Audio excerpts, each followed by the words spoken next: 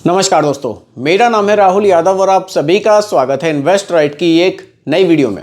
आशा करता हूँ आप सभी लोग स्वस्थ होंगे। दोस्तों, आज की वीडियो का टॉपिक है 2025 में ऐसे 10 काम हमें ज़रूर करने हैं ताकि हम अपने आप को फाइनेंशियली मजबूत कर सकें। देखिए, अभी फ्यूचर के बारे में सोचना बहुत ज़रूरी है। अगर हम लोग सोच रहे हैं कि हम आगे चलकर देखेंगे कि हमें क्या प्लानिंग करनी है, किस तरह से निवेश करना है, क्या हमें आदतें अपनानी है, तो हो सकता है हम लेट हो जाएं। क्यों ना हम आज से ही अपनी ऐसी आदतें बना लें इस 2025 में कि हम फाइनेंशियली फ्यूचर में अपने आप को मजबूत कर सकें। तो आज की वीडियो में ऐसे 10 पॉइंट्स मैं आपके लिए लेकर आया हूं जिनको अगर आप अपनाते हैं तो फ्यूचर में ये आपके बहुत काम आ सकते हैं। तो बिना किसी देरी के वीडियो को स्टार्ट करते हैं और वीडियो है आपके लिए आज की बहुत ही ज़्यादा इन्फॉर्मेटिव। अगर वीडियो पसंद आए लाइक ज़रूर कीजिएगा और अपने दोस्तों के साथ शेयर भी इस वीडियो को आप ज़रूर कीजिएगा। साथ ही वीडियो के एंड में कमेंट पर भी चर्चा करेंगे, उसको देखकर ज़रूर जाइएगा। चलिए स्टार्ट करते हैं। देखिए, सोना, चांदी, हेल्थ और फार्मा ये ऐसे सेक्टर हैं जिनमें हमें इन्वेस्टमेंट करना चाहिए। अगर आपने सोना चांदी में निवेश किया हुआ है, नॉर्मली हम लोग देखते हैं, हम इंडियंस लोग हैं, हम सोना चांदी में बहुत निवेश करते हैं। अगर आपने सोने में चांदी में निवेश किया हुआ है तो इस निवेश को आपको बनाकर रखना है। अगर बहुत ही इमरजेंसी है तो अलग बात है कि आप पैसा विड्रॉल कर रहे हैं, लेकिन अगर ऐसी कोई इमरजेंसी नहीं है, देखिए उतार चढ़ाव सोने चांदी में भी बना रहता है, लेकिन अगर आप लंबे समय के लिए निवेश रखेंगे तो ये आपको बढ़िया रिटर्न्स बनाकर दे सकता है। अगर अभी आप और निवेश को बढ़ाना चाहते हैं तो फार्मा का सेक्टर है, हेल्थ का सेक्टर है, इस क्षेत्र में आप अपने इन्वेस्टमेंट को बढ़ा सकते हैं। फ्यूचर में इस सेक्टर से भी हमें काफ़ी बढ़िया रिटर्न्स देखने को मिल सकते हैं। अगले पॉइंट पर बात करते हैं। अगला पॉइंट है हमारा फाइनेंशियल गोल को सेट करना। देखिए, ये बहुत इंपॉर्टेंट पॉइंट है क्योंकि हमारे पास हमारा टारगेट होना बहुत ज़रूरी है। अगर आपके पास कोई फाइनेंशियल गोल ही नहीं होगा तो आप इन्वेस्टमेंट किस टारगेट के लिए करेंगे? सबसे पहले अपने फाइनेंशियल गोल्स को आप सिलेक्ट कीजिए। मुझे बच्चे की शादी करनी है, उसकी हायर एजुकेशन के लिए मुझे 10 साल बाद, 15 साल बाद पैसे की ज़रूरत होगी। और भी कुछ आपके फाइनेंशियल गोल्स हो सकते हैं। तो आपको कोई घर लेना है, गाड़ी लेनी है, जो भी आपका गोल है, सबसे पहले उस गोल को सिलेक्ट कीजिए। उस गोल के लिए आपको कितने पैसे की ज़रूरत उस समय हो सकती है, उसके हिसाब से अपने इन्वेस्टमेंट को आज आप स्टार्ट कीजिए। तो ये इंपॉर्टेंट पॉइंट है, बिल्कुल फाइनेंशियल गोल्स हमारे सेट होने बहुत ज़रूरी है। अगले पॉइंट पर बात करते हैं, टर्म इंश्योरेंस। देखिए, टर्म इंश्योरेंस हमारे लिए बहुत ही ज़रूरी है। अब कुछ लोग टर्म इंश्योरेंस कराते ही नहीं है, उनको लगता है कि नहीं यार, टर्म इंश्योरेंस में ना पैसा तो मिलेगा नहीं बाद में, लेकिन इसमें जो आपका इंश्योरेंस है ना, वो आपको एक बड़ा कवर मिलता है इंश्योरेंस का। देखिए, अगर आप इसमें टर्म इंश्योरेंस को लेते हैं तो जो इंश्योरेंस है आपको वो ज़्यादा मिलेगा, कवर आपको ज़्यादा मिलेगा और जो आपकी ईएमआई होगी वो यहाँ पर कम होगी। अगर आप कोई यूलिप प्लान लेते हैं या और भी प्लान्स मार्केट में मिलते हैं, अगर आप उन प्लान्स में इन्वेस्ट करते हैं, उन प्लान्स को आप लेते हैं, तो इंश्योरेंस भी आपको कम मिलेगा, आपको जो कवर है उसका कम मिलेगा। आपकी जो इंस्टॉलमेंट है, ईएमआई है, वो ज़्यादा होगी। क्यों होगी? क्योंकि उसमें आपको बाद में कुछ पैसा भी वो लोग देते हैं। लेकिन अगर आप थोड़ा सा सोचें, आप एक टर्म इंश्योरेंस ले लें और बाकी के बचे हुए पैसे से आप एसआईपी स्टार्ट कर दें, तो यह आपके लिए ज़्यादा फायदेमंद हो सकता है। और टर्म इंश्योरेंस मैं कहूँगा ये सभी के लिए बहुत ज़रूरी है, क्योंकि देखिए ज़िंदगी का कुछ पता नहीं है, आज है कल पता नहीं क्या होगा। अगर टर्म इंश्योरेंस हमारे पास होगा, एक बड़ा टर्म इंश्योरेंस अपने पास रखिए, उससे आपकी फैमिली सिक्योर रहेगी। कोशिश कीजिए टर्म इंश्योरेंस के साथ साथ हेल्थ इंश्योरेंस को भी आप इसमें ज़रूर ऐड कीजिए। अगर हेल्थ इंश्योरेंस रहेगा तो किसी भी तरह की मेडिकल इमरजेंसी में हेल्थ इंश्योरेंस भी हमारे बहुत काम आता है। तो 2025 में जिन लोगों ने हेल्थ इंश्योरेंस, टर्म इंश्योरेंस अभी तक नहीं लिया है, बिल्कुल हमें ये दोनों चीज़ें अपने लिए और अपनी फैमिली के लिए ज़रूर करनी है। अगले पॉइंट पर बात करते हैं।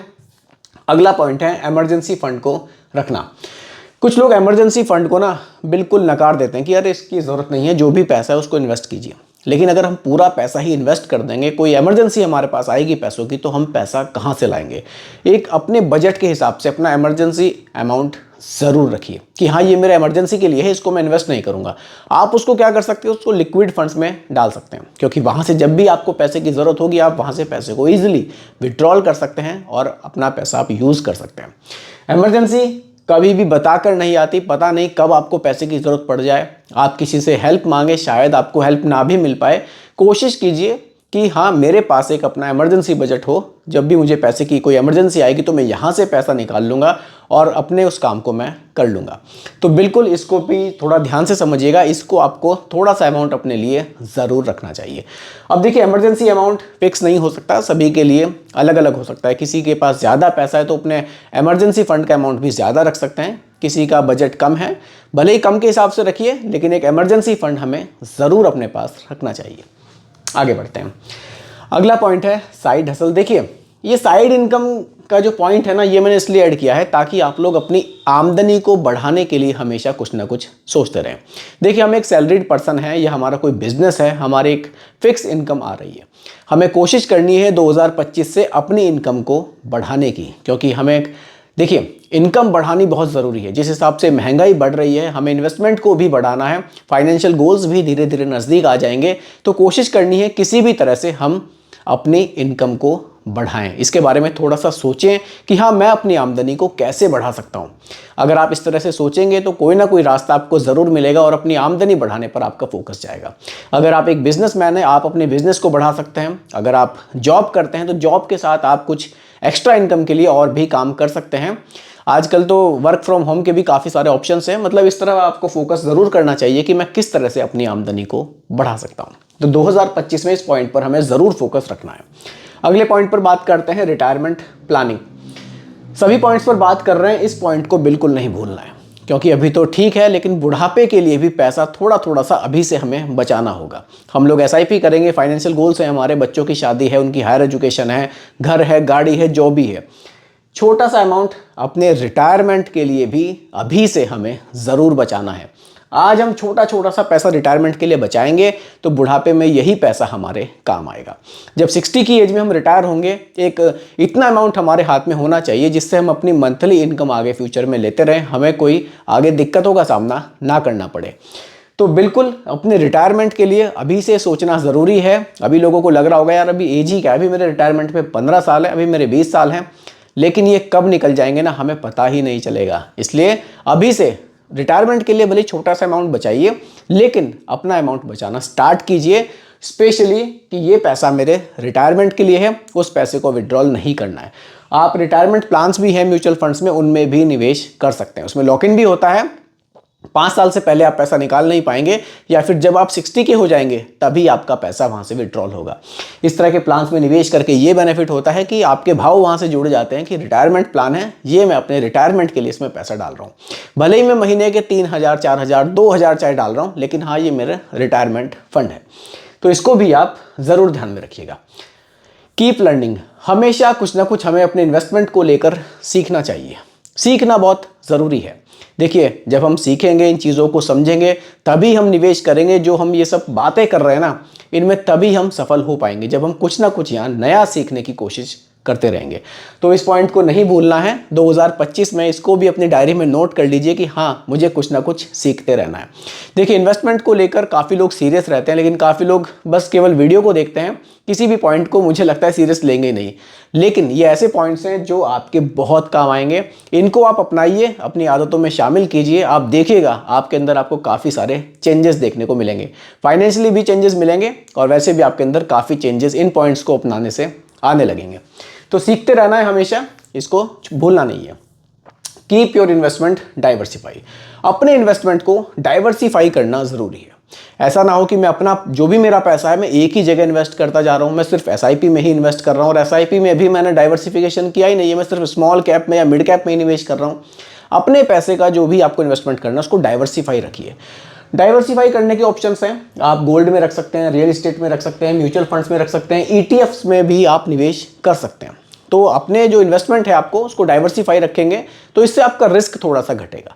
अगर आप एक ही जगह सारा पैसा निवेश करेंगे तो मेरे हिसाब से ज़्यादा रिस्क रहता है। आप कोशिश कीजिए अपने पोर्टफोलियो को डाइवर्सिफाई बनाने की।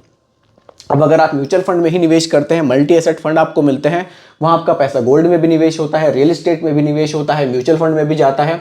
तो इस तरह के फंड्स में भी आप पैसा निवेश कर सकते हैं, आपका पैसा डाइवर्सिफाई हो जाएगा। ठीक है, अगले पॉइंट पर बात करते हैं। Keep track of your monthly expenses, जो भी आपके महीने के खर्चे हैं उनको आप ट्रैक कीजिए। आप कोशिश कीजिए जो मेरा एक मंथली एक्सपेंसेस का बजट है उससे मेरे खर्चे बाहर ना जाएं। अगर आप इस तरह से ट्रैक नहीं करेंगे आप कितना खर्च कर रहे हैं, आप कभी इसको पकड़ ही नहीं पाएंगे कि मुझे कितना खर्च करना है, कितना मुझे अपने लिए बचाना है। बिल्कुल इसको थोड़ा सिस्टमैटिक करना ज़रूरी होता है, स्पेशली सैलरीड पर्सन के लिए। मान लीजिए हमारी सैलरी 30 से 40 हज़ार है, 50 हज़ार है, जो भी है, अपना एक बजट तय करिए कि मेरा ये बजट है, इसमें से इतना मुझे इन्वेस्ट करना है, इतना मेरा जो मंथली खर्चे हैं, ये मेरे राशन का है, ये मेरे बच्चों की फ़ीस का है, ये मेरे व्हीकल का है, जो भी है, ये मेरे लोन की EMI है। इस तरह से अपना एक बिल्कुल बनाकर रखिए चार्ट कि हाँ मेरे इतने एक्सपेंसेस हैं, इस महीने मैंने क्या एक्स्ट्रा खर्च किया मुझे पता होना चाहिए। इसको ट्रैक करना बहुत ज़रूरी है हमारे लिए 2025 से। इसको भी आप अपनी आदतों में ज़रूर शामिल कीजिएगा। अगले पॉइंट पर बात करते हैं, रिस्की इन्वेस्टमेंट से बचिए और इक्विटी निवेश में सावधानी बरतें। देखिए रिस्की इन्वेस्टमेंट से बचना है। अब रिस्की इन्वेस्टमेंट कौन सा होता है? जैसे हमने स्मॉल कैप में ही निवेश कर दिया तो वो रिस्की हो जाएगा हमारे लिए बहुत ज़्यादा। कोशिश करना है पोर्टफोलियो में लार्ज कैप भी रहे, मिड कैप भी रहे, स्मॉल कैप भी रहे, थोड़ा सा एक बैलेंस मेरा पोर्टफोलियो बना रहे। रिस्की इन्वेस्टमेंट से मेरा मतलब एक केवल म्यूचुअल फंड से नहीं है, कुछ लोग और भी जगह पैसा निवेश करते हैं, कुछ लोग क्रिप्टो में भी निवेश कर देते हैं, कुछ लोग स्टॉक मार्केट में भी निवेश कर देते हैं बिना नॉलेज के। तो बिना नॉलेज के आप ऐसी जगह निवेश करेंगे तो वो रिस्की इन्वेस्टमेंट हो जाएगा, वहाँ आपको लॉस भी देखने को मिल सकता है। कई बार बड़े लालच में हम लोग अपना छोटा सा अमाउंट भी गंवा बैठते हैं, तो इससे हमें बचना है। और इक्विटी निवेश आप कर रहे हैं तो इसमें थोड़ी सी सावधानी रखनी है। केवल रिटर्न्स के लालच में आकर कि इस म्यूचुअल फंड के रिटर्न्स बहुत ज़्यादा थे तो मैं इसी में निवेश करूं, उसको थोड़ा सा समझना है म्यूचुअल फंड को कि रिटर्न्स थे तो किन सेक्टर्स में मेरा पैसा निवेश होगा, ये सेक्टर आगे चलेंगे या नहीं चलेंगे। इन सब चीज़ों को देखने के बाद ही हमें अपने पैसे को निवेश करना है, क्योंकि पैसा ऐसी चीज़ है बहुत ही सोच समझकर हमें खर्च करना चाहिए और बहुत ही सोच समझकर हमें इन्वेस्ट करना चाहिए। तो दोस्तों ये कुछ पॉइंट्स थे, 2025 में आप इनको अपनाकर अपने जो प्लानिंग है उसको बना सकते हैं। ये पॉइंट्स आपके लिए काफ़ी हेल्पफुल रहने वाले हैं। और अब एक कमेंट पर भी हम लोग डिस्कस करेंगे, जो मैंने आपको बताया था कि वीडियो के एंड में एक कमेंट मैंने रखा है। चलिए अब कमेंट पर बात करते हैं। चलिए ये एक सर ने कमेंट किया है, चलिए मसरूर आलम इन सर का नाम है, 46 की इनकी एज है। इनका जो निवेश है वो निपॉन इंडिया मल्टी कैप में 2000 है, मोतीलाल ओसवाल मिड कैप में 4000 है, HDFC का फ्लेक्सी कैप है 2000 है, और JM का फ्लेक्सी कैप में भी इनका 2000 है, SBI स्मॉल कैप में 1000 है। SIP स्टॉप लिखा है, इन्होंने शायद इसको बंद कर दिया है, और SBI कॉन्ट्रा फंड में 1000 की SIP थी, इसको भी इन्होंने बंद कर दिया है। देखिए अगर आपको ऐसा लग रहा है कि SBI स्मॉल कैप और SBI कॉन्ट्रा फंड्स के रिटर्न्स मैंने अभी हाल फिलहाल में कुछ कम मुझे मिले हैं इसलिए आप SIP को बंद कर रहे हैं, तो आपको बंद करने की ज़रूरत नहीं है। अगर आपने कर दी है तो इसको आप दोबारा से कोशिश कीजिएगा, इसको चालू रखिए, क्योंकि ये फंड्स दोनों बहुत बढ़िया हैं, आपको लॉन्ग टर्म में ये अच्छे रिटर्न्स दे सकते हैं। बाकी जो आपका अभी का पोर्टफोलियो है, मल्टी कैप आपने रखा है, ठीक है, मोतीलाल ओसवाल मिड कैप बढ़िया फंड है सर। फ्लेक्सी कैप आपने 2000, 4000 का फ्लेक्सी कैप भी आपने रखा है, अच्छी बात है। आपने फ्लेक्सी कैप को भी बहुत अच्छी तरह से चूज़ किया है, क्योंकि आपके पास जो JM फ्लेक्सी कैप है इसमें स्मॉल कैप में निवेश ज़्यादा होगा, और जो HDFC फ्लेक्सी कैप है इसमें लार्ज कैप में निवेश ये ज़्यादा करते हैं। तो फ्लेक्सी कैप आपके दोनों बढ़िया है, मिड कैप आपका अच्छा है, मल्टी कैप आपने रख लिया है। आप यहाँ स्मॉल कैप आपके पोर्टफोलियो में होना चाहिए था, जो कि आपने ठीक रखा हुआ था SBI स्मॉल कैप, लेकिन आपने इसको बंद कर दिया है। कोशिश कीजिए अगर कंटिन्यू कर सकते हैं तो स्मॉल कैप को भी आप कंटिन्यू कीजिएगा, और कॉन्ट्रा को भी आप कंटिन्यू कर सकते हैं। ये ओवरऑल जो आपका पोर्टफोलियो है फ्यूचर में आपको बढ़िया रिटर्न्स बनाकर दे सकता है, क्योंकि जो आपके फंड्स हैं वो सभी बढ़िया हैं। अब ज़रूरी नहीं है कि हर एक पोर्टफोलियो में कमी निकाली जाए, जो फंड सिलेक्शन ठीक है इसको आप कंटिन्यू कर सकते हैं। क्योंकि आपने ड्यूरेशन तो अभी मुझे नहीं बताई है, लेकिन आपकी 46 की एज है, हो सकता है कि आप 14-15 साल इसको भी चलाना चाह रहे हो अपने रिटायरमेंट तक के लिए। तो 15 साल की ड्यूरेशन में मेरे हिसाब से आप इसको कंटिन्यू कर सकते हैं, ये आपको बढ़िया रिटर्न्स बनाकर दे सकता है। तो दोस्तों यही आज की वीडियो का टॉपिक था। उम्मीद करता हूँ कि टॉपिक आपको पूरी तरह से क्लियर हुआ होगा। फिर भी कोई कन्फ्यूजन हो आप मुझे कमेंट कीजिएगा, रिप्लाई मैं आपको ज़रूर करूँगा। बाकी रिकमेंडेशन नहीं है, केवल एजुकेशनल पर्पस वीडियो आप लोगों के लिए बनाई गई है, क्योंकि म्यूचुअल फंड का जो भी निवेश है बाजार जोखिमों के अधीन होता है। बाकी वीडियो पसंद आई हो लाइक शेयर ज़रूर कीजिएगा, और मेरे चैनल पर अगर आप नए हैं इसको भी सब्सक्राइब आप ज़रूर कीजिएगा। धन्यवाद।